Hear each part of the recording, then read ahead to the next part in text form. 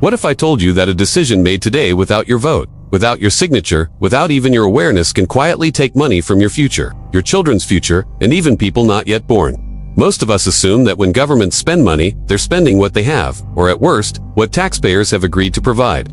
But buried beneath budgets, bonds, and bureaucratic language is a system so normalized that we rarely question it. Governments borrowing from the future without asking permission. The mystery isn't whether this happens, it's how it became so easy, so legal, and so invisible that entire generations wake up already owing debts they never chose.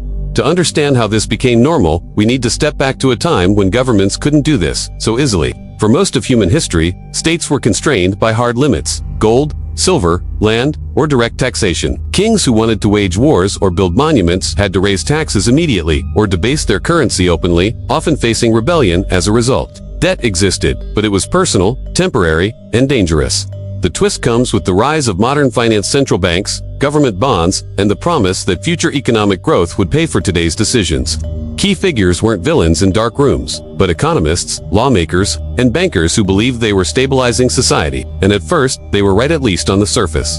The true origin of borrowing from the future begins in the 17th and 18th centuries with the invention of sovereign debt markets. Governments like Britain discovered that instead of taxing citizens immediately, they could issue bonds sold to investors with the promise of repayment later, plus interest. This innovation funded wars, infrastructure, and empires. The cause and effect seemed harmless. Borrow now, grow stronger, repay later. But something subtle changed. Debt stopped being an emergency tool and became a permanent feature of governance. Once central banks emerged to manage currencies and interest rates, governments gained a powerful alliance institution that could stabilize borrowing, roll over old debts, and make deficits feel painless. The seeds were planted for a system where the future could be quietly mortgaged. Fast forward to the 20th century, and this system explodes in scale. 2 world wars, economic depressions, and social welfare programs pushed governments to borrow on an unprecedented level.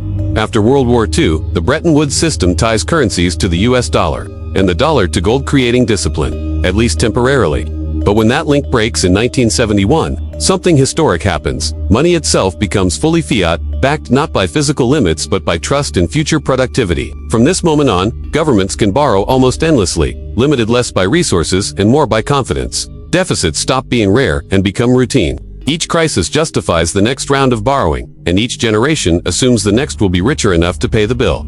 Every system that borrows from the future eventually collides with reality. The breaking points don't always look like dramatic defaults. Sometimes they arrive as inflation, stagnation, or declining living standards. As debt grows faster than real economic output, governments face a choice: raise taxes, cut spending, or borrow even more. Politically, borrowing wins almost every time. The costs are delayed, diffused, and abstract. Inflation quietly erodes purchasing power, effectively taxing savings without legislation. Interest payments consume budgets that could have funded education, healthcare, or infrastructure. The cause and effect becomes brutal. Debt requires more debt, and the future shrinks to service the past. The fallout isn't evenly distributed. Asset owners often benefit as inflation boosts prices, while wage earners fall behind. Young people inherit obligations without inheriting the assets that benefited from the spending. Entire countries become trapped in cycles where economic growth exists mostly on paper, propped up by borrowing rather than productivity. Social trust erodes as people sense the system is rigged, even if they can't articulate how. Governments still function, elections still happen, but the real constraint: the future has already been spent. The most dangerous part is that nothing feels immediately broken. The system limps forward, normalized, until one shock exposes how fragile it really is. Over time, governments promise fixes. Fiscal responsibility laws, debt ceilings, austerity programs, and long-term budget plans are announced with confidence. But almost all of them fail for the same reason: they clash with short-term incentives. Politicians operate on election cycles, not generational timelines. Central banks lower interest rates to make debt manageable, which encourages even more borrowing. Growth projections are adjusted upward to justify today's deficits. The fix becomes part of the problem. Instead of asking whether borrowing from the future is ethical or sustainable, the conversation shifts to how to make it less painful, an admission that the practice itself is no longer questioned. Today, the pattern is repeating faster than ever. Global government debt has reached levels that would have been unthinkable decades ago, growing faster than populations or productivity. Aging societies mean fewer workers supporting more retirees, intensifying the burden. Emergency spending during crises becomes permanent policy. The shocking part isn't just the numbers, it's the repetition. Each era believes it's different, more advanced, more capable of managing debt.